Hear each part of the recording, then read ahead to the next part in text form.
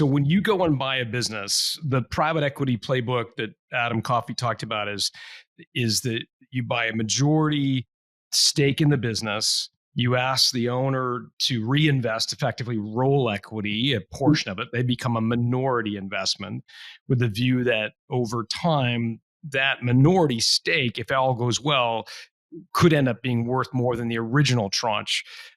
How is your model similar or different than the kind of classic private equity model?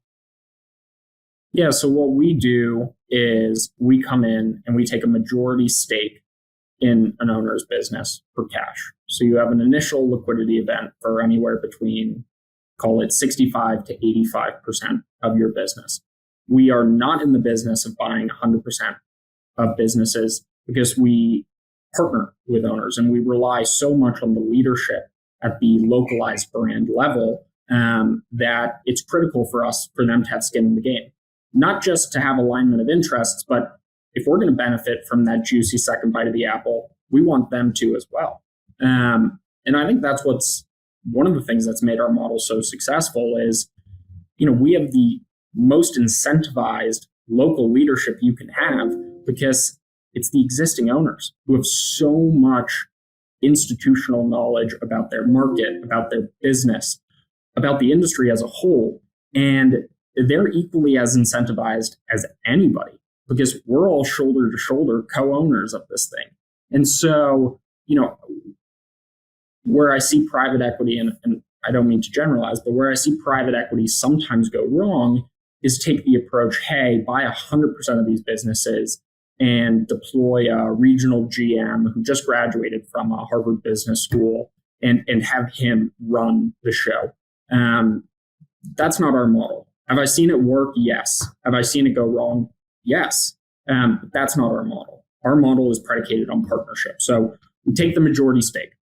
Then the owners continue to own that remaining, call it 35 to minimum, and hard minimum 15%.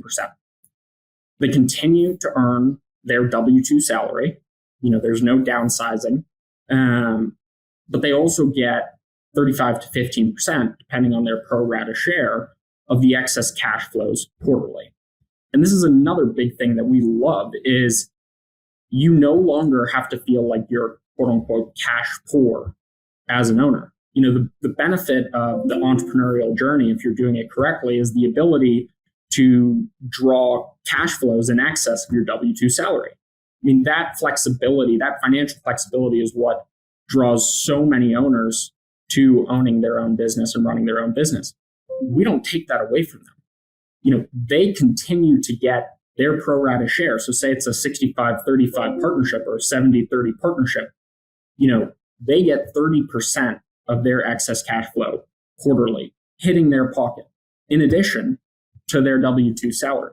And why we think that's such an awesome way to structure it is, one, continuing to let the entrepreneurs get that entrepreneurial feel of excess cash flow, which is so at the core of what it's like running your own business.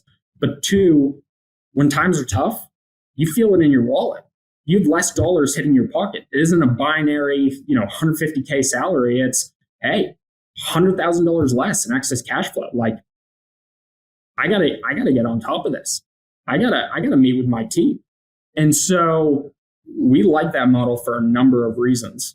So continue to earn that. Then at the time of an exit,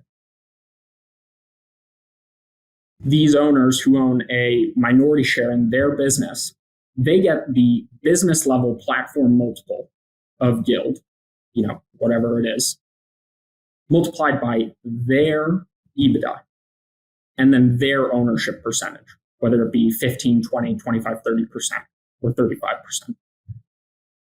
Again, why we like that model is you directly eat what you kill. And you don't feel like you're going into a black box where you're relying on the performance of 15 other owners on the other side of the country. You directly control your P&L and know whatever you have over the next several years, that's what you're going to get on a super rich multiple compared to what you would get as a standalone business.